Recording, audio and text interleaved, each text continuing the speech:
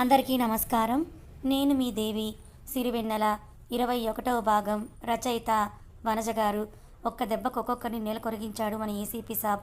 దాంతో సిరి పక్కన ఉన్నవాడు అలాగే వెనక వైపుకు పరిగెత్తాడు. ఇంకొకడైతే ఉన్న చోటే పంచి తడిపేసుకొని సారీ అన్నా అని అంటూ అక్కడి నుంచి వెళ్ళిపోయాడు. ఇంతవరకు కూల్గా ఉన్న అర్జున్ ఒక్క దెబ్బతో తన కోపం అంతా చూపిస్తూ ఉంటే సిరితో సహా ఆ తండ్రి కొడుకులకు కూడా వెన్నులో వణుకు మొదలయ్యింది. మరి అర్జున్ పంజా పవర్ అంతలా ఉంది. పైడి బాబు మట్టి ముంతని నేలకేసి కొట్టి ఒక కత్తి పట్టుకొని అర్జున్ మీదకు వెళ్ళాడు. రేయ్, ఇది నా భార్య పుట్టినూరు. ఈ ఊర్లో నాకు కూడా ఆస్తులున్నాయి. మరి ఆ అమ్మవారి గుళ్ళో నాకు హక్కు లేకుండా ఎలా పోతుంది? ఈసారన్నా నా మాన్యాన్ని దక్కించుకోవాలనుకుంటే మధ్యలో నువ్వు వచ్చి అడగొట్టావు. నిన్ను ఊరికనే వదలను అంటూ వెళ్తూ ఉంటే అర్జున్ తన కాలి దగ్గర కింద పడిన కత్తిని కాలుతోనే లేపి పైకి పట్టుకొని పైడిబాబు బెడ మీద చిన్న ఘాటు పెట్టి వదిలి, పెద్ద వయసు వాడివని నిన్ను వదిలిపెడుతున్నా. ఇంకోసారి భార్య ఊరు పొలం మాన్యమని వచ్చావంటే నీ తాతల పక్కనే నీ సమాధి కూడా ఉంటుంది, అది గుర్తుపెట్టుకో అని వదిలాడు. పైడిబాబుకి తల కొట్టేసినట్టుగా అయ్యింది. ఈ గ్యాప్లో బుల్లిబాబు కూడా 2 చెంపలు అదిరిపోయాయి. అర్జున్ పంజాకి కాస్త తగ్గుతూనే పంతంతో వెనకబాట పట్టి పారిపోయారు దొంగన డొడుకులు. సిరి అంతవరకు యాక్షన్ పిక్చర్ చూసి అర్జున్ తనను పట్టించుకోకుండా వెళ్తున్నాడని కొంచెం ఫాస్ట్గా వెళ్ళి అర్జున్ని చేరుకుంది. సారీ అర్జున్ గారు అంటూ సిరి అర్జున్ చేయిని పట్టుకోవడం, అర్జున్ లాగిపెట్టి సిరి చెంప చెల్లు అనిపించడం ఒకేసారి జరిగాయి. ఇందాకటి నుండి సిరికి కుట్లు వేసిన చోట కొంచెం రక్తం వస్తూ ఉంది. కానీ అర్జున్ చెంప దెబ్బకి దవడతో పాటు తల తిరిగి దెబ్బ అదిరి రక్తం కొంచెం ఎక్కువగానే వస్తుంది. చెంపను చెయ్యేసుకొని అర్జున్ని కన్నీళ్ళతో చూస్తుంది.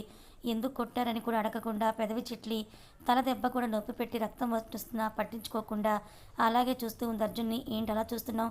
ఇంకోటి కావాలా అన్నాడు అర్జున్ ముందుకు వెళ్తూ. మౌనంగా చెంప మీద చేసుకొని ముందుకు నడుస్తుంది సిరి. ఏంటి మాటలు రావట్లేదా, లేక మర్చిపోయావా? మీరెందుకు కొట్టారా అని నేను అడగను అర్జున్ గారు. ఇంకా మీకు కోపం తగ్గకపోతే ఒక్కటేంది 10 దెబ్బలైనా కొట్టండి అని అంది సిరి. అంతే. అర్జున్ ముందు వెళ్ళేవాడు కాస్త 2 అడుగుల దూరంలో ఉన్న సిరిని చేరుకుని గట్టిగా హత్తుకున్నాడు. సిరి కూడా మౌనం వీడి అర్జున్ చుట్టూ చేతులేసుకొని గట్టిగా వాటేసుకుంది. ఒక్క క్షణం సిరిని పట్టుకుని కళ్ళు మూసుకున్నాడు అర్జున్. ఎత్తుకెళ్ళింది ఎవరైనా వాళ్ళని ఎదిరించి సిరిని తీసుకురావడం చాలా చిన్న పని. కానీ సిరికి ఏమీ కాకూడదన్నది అతని తాపత్రయం.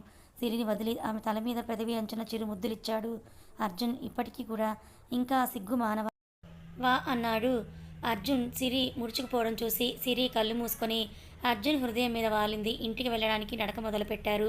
ఓయ్, ఎందుకు కొట్టావని నన్ను అడగవా అని అర్జున్ అడుగుతూ ఉంటే, రీజన్ లేదే మీరు నా మీద చెయ్యి చేసుకోరని నాకు తెలుసు అర్జున్ గారు అని అంది సిరి. అర్జున్ చేయి పట్టుకొని, ఓ కానీ నువ్వు అడగకపోయినా మన రీడర్స్ నన్ను తిట్టుకుంటున్నారు కాబట్టి చెప్తాను. హాహా అవునా, సరే చెప్పకుండా ఎందుకు వెళ్ళావు?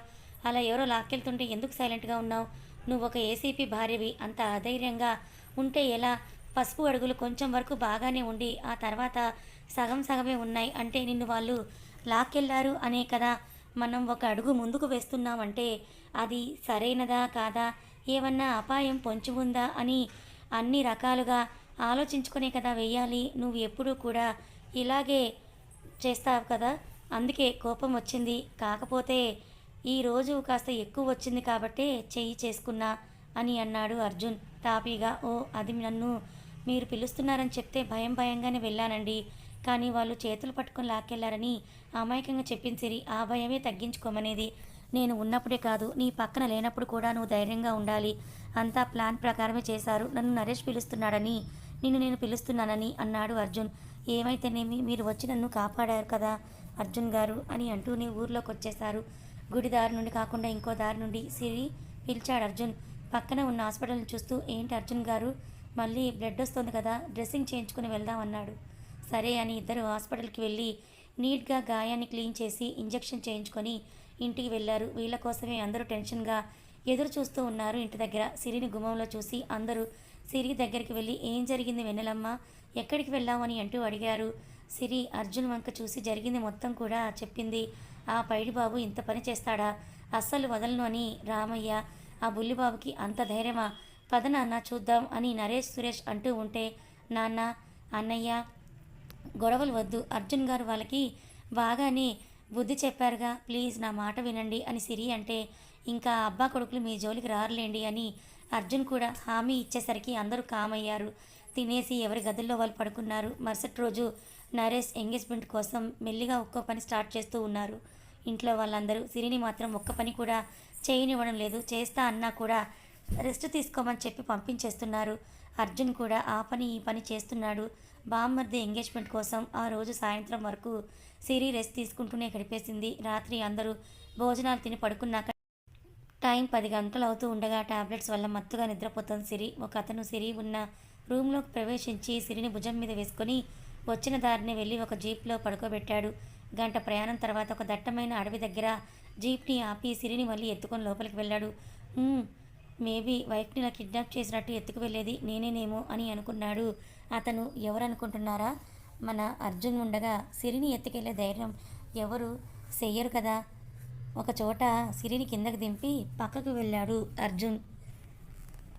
సరిగ్గా 5 నిమిషాల తర్వాత 12 మీద ముళ్ళు అలా తిరిగిందో లేదో అర్జున్ సిరిని నీళ్లు చల్లి మెల్లిగానే నిండి లేపడం నల్లటి ఆకాశంలో రంగురంగులతో happy birthday Siri, my wife my life అని టపాసుల్లో సౌండ్ చేస్తూ పెళ్ళడం ఒకేసారి జరిగాయి. ఒక క్షణం సిరికి ఏమీ అర్థం కాలేదు. తాను ఎక్కడుందో చుట్టూ చూస్తే అడవి ఉంది. పక్కనే తన ధైర్యం అర్జున్ ఉన్నాడు. ఇంకేం కావాలనుకుందో ఏమో. ఎక్కడున్నాం, ఎక్కడికి తీసుకొచ్చారని కూడా అడగలేదు సిరమ్మ. కాసేపటికి ఆ లైట్లని కనుమరుగయ్యాక మళ్ళీ కొత్త కాంతులతో రంగురంగులతో ఆ ప్రదేశం అంతా నిండిపోయింది. ఎక్కడి నుండి వస్తుందో ఆ వెలుగు అని చూస్తూ ఉంటే గుంపులుగా రంగురంగుల మినుగురు పురుగులు రావడం మొదలయ్యాయి. సిరికి అయితే ఒక అద్భుతంలా ఉంది ఆ ప్రదేశం. గుర్తుందా? ఇది సిరి వాళ్ళ ఊరికి వచ్చే ముందు అర్జున్ కన్నా వెళ్ళిన ప్లేస్. అండ్ సిరికి సర్ప్రైజ్ ఇవ్వాలని అర్జున్ అనుకున్నాడు. ఎపిసోడ్ నెంబర్ నాకు గుర్తులేదు. వీళ్ళు ఊరికి రాకముందు కానీ సడన్గా ఇలా జాతర వల్ల ప్లాన్ చేశాడు మా అర్జున్ బేబీ. వాటిని తన గుప్పెట్లో బంధించి తన నుదుటి మీద పెట్టుకొని ఇలా ఆటలాడుతోంది సిరి. లోకంలో ఉన్న సంతోషం అంతా తన సతీమొహంలో చూసుకుంటున్నాడు అర్జున్. అర్జున్ గారు చాలా బాగుంది, నా కోసం చేశారు కదా, థ్యాంక్ యూ సో మచ్ అని అంటూ పరుగున వచ్చి అర్జున్ని హక్ చేసుకుంది సిరి. ఇంకా అప్పుడే అయిపోలేదు మై డియర్ అని అంటూ ఒక చెట్టు దగ్గరికి సిరిని తీసుకుని వెళ్ళి దానికి అమర్చి ఉన్న స్టెప్స్ని ఎక్కమన్నాడు అర్జున్. బుద్ధిగా అర్జున్ చెప్పినట్టు చేస్తూ ఉంది సిరి. చెట్టు మీద ఉత్త ఒక చిన్న ఇల్లు లాంటిది ఉంది. చూడటానికి కూడా చాలా ఆకర్షణీయంగా ఉంది. లోపలికి వెళ్ళాక అర్జున్ సిరికి ఒక కవర్ ఇచ్చి చేంజ్ చేసుకొని రమ్మన్నాడు. అది లైట్ వెయిట్లో ఉన్న థిక్ బ్లూ శారీ. సిరి చేంజ్ చేసుకుని వచ్చేసరికి రూమ్ మొత్తం క్యాండిల్, స్మాల్ ఎల్ఈడి బల్బ్స్తో డెకరేట్ చేసి మిడిల్లో ఒక బ్లూ కలర్ కేక్ పెట్టాడు. సిరికి అయితే ఎప్పుడు చూసే అర్జునేనా అనిపించింది. ఏంటి సిరి అంత షాకింగ్గా చూస్తున్నావు, రా కేక్ కట్ చేశాక మనకు చాలా పనుంది అంటూ కన్ను కొట్టాడు. సిరి నోరు తెరుచుకొని చూసి అర్జున్ కన్ను కొట్టగానే తలదించేసి సిగ్గుల మొగ్గ అయిపోయింది.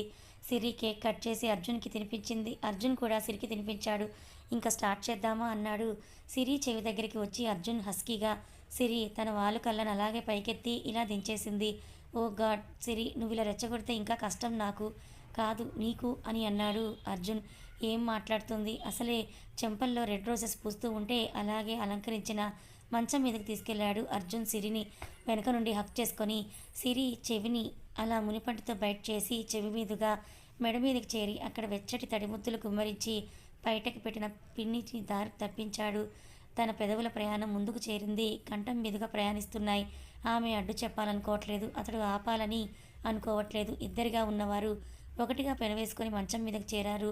వలువలు నేలని చేరాయి. ఒకరి శరీరం ఇంకొకరికి వస్త్రంగా మారింది. చల్లని స్వచ్ఛమైన అడవి గాలికి తనువుల్లో వేడి ఇంకా ఉత్తేజం అవ్వగా మరో మధుర రేయి వారి జీవితంలో చోటు చేసుకుంది. తెల్లారెప్పుడో అలసిన దేహాలతో ఒకరి కౌగిల్లో ఇంకొకరు సేద తీరుతూ నిద్రపోయారు మత్తుగా. సడన్గా అర్జున్కి ఏదో గుచ్చుకుంటూ ఉండటంతో ఒక చెయ్యి సిరి తల కిందనే ఉంచి ఇంకో చేత్తో ఆ వస్తువుని తీసుకున్నాడు. అది ఒక ప్లాటినం బ్రాస్లెట్. అర్జున్కి మొత్తం నిద్ర ఎగిరిపోయింది. ఆ బ్రాస్లెట్ పట్టుకొని ఆలోచనలో పడ్డాడు. ఇది ఇక్కడికి ఎలా వచ్చిందని గుర్తు చేసుకున్నాడు. నిన్న బుల్లిబాబుని వాడి బాబుని ఇరగొడుతుంటే వాళ్ళు పరిగెత్తి వెళ్ళిపోగానే బుల్లిబాబు నిల్చున్న ప్లేస్లో పడి ఉండింది. చూసినట్టుందని తీసి పాకెట్లో వేసుకున్నాడు. కానీ ఇప్పుడు ఆ బ్రేస్లెట్ని తీసుకుని అబ్జర్వ్ చేస్తుంటే అలాంటిదే ఇంకొకటి తన దగ్గరే ఉన్నట్లు అనిపించింది. పక్కన పడి ఉన్న అతని ప్యాంట్లో వేసుకొని ఆలోచిస్తూ అలాగే పడుకున్నాడు అర్జున్. అతనికి అంతా కూడా ఒక మిస్టరీలాగా ఉంది. మెల్లిగా తెల్లవారుతూ ఉంది. అతని చేయిని పిల్లోగా మార్చుకొని పడుకున్న సిరి కదిలింది. కాస్త 2 నిమిషాలకు మెలకు వచ్చిన పూర్తిగా కళ్ళు తెరిచి చూస్తే అర్జున్ ఏదో ఆలోచిస్తూ కనిపించాడు. అర్జున్ గారు అంటూ చాలా అంటే చాలా మెల్లిగా పిలిచింది సిరి. అంటున్నాడు కానీ సిరి వైపు చూడటం లేదు. అర్జున్ గారు మిమ్మల్ని అంటూ మరోసారి కాస్త స్వరం పెంచి పిలిచింది సిరి. ఏంటి సిరి అని అర్జున్ సిరి వైపు చూశాడు కానీ ఎంత నార్మల్గా ఉండాలనుకున్నా అర్జున్ వల్ల కావడం లేదు. బ్రేస్లెట్ అలాగే అప్పుడు జరిగిన దారుణం మాత్రమే కళ్ళ ముందు మెదలాడుతూ ఉంది. ఏమైంది అర్జున్ గారు అలా ఉన్నారు అంటూ మళ్ళీ మెల్లిగా అడిగింది సిరి. అర్జున్ ఎందుకో డిస్టర్బ్గా కనిపిస్తున్నాడని, నథింగ్, ఫ్రెష్ అవ్ ఇంటికి వెళ్దామని తాను డ్రెస్అప్ అయ్యి బయటికి వెళ్ళిపోయాడు. సిరికి అర్జున్ బిహేవియర్ అర్థం కావడం లేదు. పోనీ తన వల్ల ఏమైనా అప్సెట్ అయ్యాడేమో అని కాస్త బాధపడింది. కానీ తనకు తెలుసు కదా తన భర్తని 100% తృప్తిపరిచింది అని. మరి తన పతి ఎందుకు అలా ఉన్నాడో అర్థం చేసుకోలేకపోతుంది. సిరి ఫాస్ట్గా రెడీ అవ్వు, ఇంటికి వెళ్ళాలి, బయట నుండే అరిచాడు అర్జున్. చేసేదేమీ లేక కింద పడిన చీరని నీట్గా కట్టుకొని బాటిల్లో నీళ్లు ఉంటే కిటికీ దగ్గరికి వచ్చి మొహం మీద చల్లుకుంది. కళ్ళు బాగా మంట పుడుతున్నాయి. బహుశా రాత్రంతా నిద్రలేకపోవడం వల్లనేమో అయ్యిందా అంటూ లోపలికి వచ్చాడు అర్జున్. తల నిలువుగా ఊపింది సిరి. ఇంతలో ఒక అతను వచ్చి 2 టీలు ఇచ్చేసి వెళ్ళాడు. అతను ఫారెస్ట్ సిబ్బంది అని తెలుసుకోవడానికి సిరికి పెద్ద టైం పట్టలేదు. రీజన్ అతని వేషధారణ. తాగు అన్నాడు బెడ్ మీద కూర్చుంటూ అర్జున్. అంటూ బెడ్కి ఈ చివర్లో కూర్చొని ఆలోచిస్తోంది సిరి. అతడిని అడగాలనుకుంటుంది కానీ అడగలేకపోతుంది. కనీసం ఒక్క విష్ కానీ ఒక్క మాట కూడా ఎక్స్ట్రా మాట్లాడడం లేదు అర్జున్. సిరి బయటికి రాగానే ఆ ఇంటికి లాక్ వేసి కీస్ని హ్యాండ్ ఓవర్ చేసేసి జీప్ పార్క్ చేసిన వైపుకి వెళ్ళిపోయాడు. కోపమా అంటే అది కాదు, నిన్నంతా బాగానే ఉన్నారు కదా, మరి ఇది ఉన్న పలంగా ఎందుకు ఈయనకి ఇంత కోపంగా ఉన్నారు అనేది సిరికి అంతు చిక్కలేదు. మౌనంగా అర్జున్తో పాటే నడుస్తోంది. తనకి అంత మంచి సర్ప్రైజ్ ఇచ్చిన అతనికి తిరిగి ఏమివ్వాలి, అంతా అతనే తీసుకున్నాక అతని చేయి పట్టి నడవాలి అని అంది ఆమె ఆలోచన. అయితే ఇంకా ఏమి దారుణాలు జరుగుతున్నాయో సిటీలో అంది అతని ఆలోచన ప్రయాణంతోనే జీప్లో ఇంటి వరకు వెళ్ళారు సిరి అర్జున్. ఎవ్వరూ తమని ప్రశ్నించట్లేదు అన్నది సిరి అనుమానం. అయితే దాని అర్జున్ జవాబు నిన్న సాయంత్రమే ఇచ్చేశాడు. అది తెలియని ఆమె అనుమానం వృధా ప్రయాసే. ఉన్నది తమ ఇద్దరు మాత్రమే కాదు, అత్తామామలు ఉన్నారు కాబట్టి వాళ్ళకొక మాట చెప్పాలి, బయటకు వెళ్తున్నామని అర్జున్ నిన్న సాయంత్రమే రామయ్య జానకమ్మలతో చెప్పాడు. ఇది పర్మిషన్ అనుకుంటే మీది తప్పు, జస్ట్ ఇన్ఫర్మేషన్. ఇద్దరు లోపలికి వెళ్ళగానే అమ్మ, నాన్న, అన్నయ్యలు సిరికి బర్త్డే విషెస్ చెప్పడం మొదలుపెట్టారు. అవేవి పట్టించుకుని అర్జున్ తమ రూమ్లోకి వెళ్ళి చిటికీలో ఫ్రెష్ అప్ అయ్యేసి వచ్చాడు.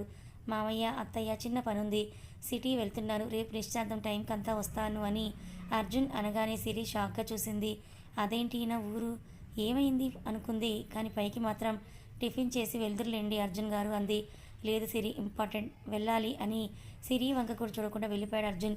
బయటకు వెళ్ళి సిరి బాయ్ చెప్దాం అనుకునే లోపే అర్జున్ కార్ని స్టార్ట్ చేసుకొని వెళ్ళిపోయాడు. వెళ్తున్న అర్జున్నే చూస్తూ ఉంది సిరి. లోపలికి వచ్చి అందరూ తననే చూస్తుంటే ఆయనకి ఏదో ఇంపార్టెంట్ వర్క్ ఉందంట, అందుకే వెళ్ళారు అని చెప్పింది. నిజానికి అర్జున్ తనకి ఏమీ చెప్పలేదని వాళ్ళెవరికీ తెలియదు కదా. జానకమ్మ సిరికి పట్టుచీర తెచ్చిచ్చి ఫ్రెష్ అయ్యి రమ్మంది.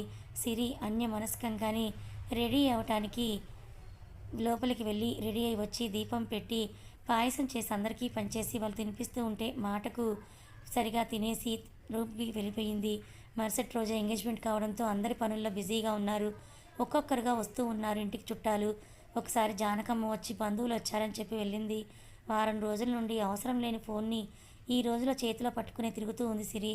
అర్జున్ కాల్ చేస్తాడేమో అని టిఫిన్ కూడా తినకుండా అర్జున్ కోసమే ఆలోచిస్తూ కూర్చుంది. తను అలాగే లోపల ఉంటే ఇంటికి వచ్చిన బంధువుల ముందు బాగోదేమో అని బయటికి వచ్చి వచ్చిన బంధువుల్ని పలకరిస్తూ ఉంది సిరి. మాటి మాటికి ఫోన్ వంక చూస్తూ ఉంది. అర్జున్ కాల్ కానీ మెసేజ్ కానీ చేస్తాడేమో అని. కానీ నో యూస్. మధ్యాహ్నానికి జ్యోతి, రామచంద్ర వచ్చారు. సిరి లోపల భయంగా అర్జున్ గురించి ఆలోచిస్తూ ఉన్నా కూడా వెళ్ళి ఆప్యాయంగా అత్తామామల్ని పలకరించి రూమ్లో రెస్ట్ తీసుకోమని చెప్పింది. సిరి, అర్జున్ ఎక్కడమ్మా కనిపించడం లేదు అని అడిగింది జ్యోతి. అది ఆయన పని మీద వెళ్ళారు అత్తయ్య అని చెప్పి వాళ్ళకి కాఫీ పట్టుకొని వెళ్ళి తెచ్చిచ్చింది. పనుల వల్ల ఎవరూ కూడా అంతగా మాట్లాడలేకపోయారు సిరితో. వారం రోజులు తన భర్తతో సంతోషంగా అతని పక్కనే ఉన్న తృప్తి కన్నా ఆ రోజు అర్జున్ ఏం జరిగిందో చెప్పకుండా సడన్గా అలా డ్యూటీకి వెళ్ళాడు అన్న బాధ ఎక్కువగా ఉంది సిరిలో. అక్కడ ఉన్న ఈరోజు తన ఇంట్లో ఉన్న వద్దన్న ఒంటరితనం సిరిలో ప్రవేశించింది. తన చుట్టుపక్కల కాదు, తన మనసులో. ప్రతి భార్య అంతేనేమో. తన భర్త ఇన్ని రోజులు దగ్గరగా ఉన్నా అది కనబడదు సంతోషంతో. ఒక్కరోజు దూరం అయితే ఆ వేదన వెంటనే తెలిసిపోతుంది. సిరికి మళ్ళీ తన ఇంట్లో తానే ఒంటరిగా అనిపించింది. అర్జున్ పక్కన లేనందువల్ల ఇంట్లో అందరూ నిశ్చితార్థం పనుల్లో బిజీ అయిపోయారు. రామచంద్ర రూమ్లో రెస్ట్ తీసుకుంటూ ఉంటే జ్యోతి సిరి వాళ్ళ రూమ్లోకి వెళ్ళింది. ఏదో పరధ్యానంలో ఉన్న సిరి జ్యోతి రావడం చూడలేదు. అలాగే బెడ్కి ఒక చివరిలో కూర్చొనుంది. అమ్మా సిరి అంటూ లోపలికి వచ్చింది జ్యోతి. అత్తయ్య రండి అని అంటూ పైకి లేచి నిలబడింది సిరి. పర్లేదు మా కూర్చో అంటూ తను కూడా సిరి పక్కనే కూర్చొని ఎలా ఉన్నారు సిరి, వాడెలా ఉన్నాడు నీతో అని అడిగింది జ్యోతి. కొడుకు కోపం అండ్ డ్యూటీకి ఇచ్చే ప్రిఫరెన్స్ తెలుసు కాబట్టి బాగున్నాం అత్తయ్య, ఆయన చాలా బాగా చూసుకుంటున్నారు అని వినయంగా సమాధానం ఇచ్చింది సిరి. ఎప్పుడు చెప్పేదే అయినా మళ్ళీ చెప్తున్నానమ్మా, వాడికి డ్యూటీ ఉంటే ఇంకేం పట్టదు, అలాగని నేను నెగ్లెక్ట్ చేస్తాడు అని కాదు. నీకు కూడా తెలుసు కదా వాడికి నువ్వంటే ఎంత ప్రాణమో. కాకపోతే డ్యూటీ అంటే కూడా వాడికి అంతే ఇష్టం. నువ్వే వాడిని అర్థం చేసుకోవాలి మా అని ఎంతో ప్రేమగా సిరి తల నిమురుతూ చెప్పింది జ్యోతి. కథ కొనసాగుతుంది. అర్జున్ సిరికి అంత మంచి సర్ప్రైజ్ ఇచ్చి మరి సడన్గా ఎక్కడికి వెళ్ళిపోయాడు? అర్జున్కి ఏం గుర్తుకొచ్చింది? ఏదో ఆలోచనలో ఉన్నాడు కదా, నిజంగా డ్యూటీ పని మీదే వెళ్ళాడా లేక ఇంకేదైనా ఉందా? తెలుసుకోవాలి అనుకుంటే ఛానల్ని ఫాలో అవ్వండి. కథ నచ్చితే లైక్ చేయండి, మరికొంతమందికి షేర్ చేయండి. ఇలాంటి మరిన్ని మంచి కథల కోసం మన ఛానల్ని సబ్స్క్రైబ్ చేసుకోండి. Thank you so much for watching.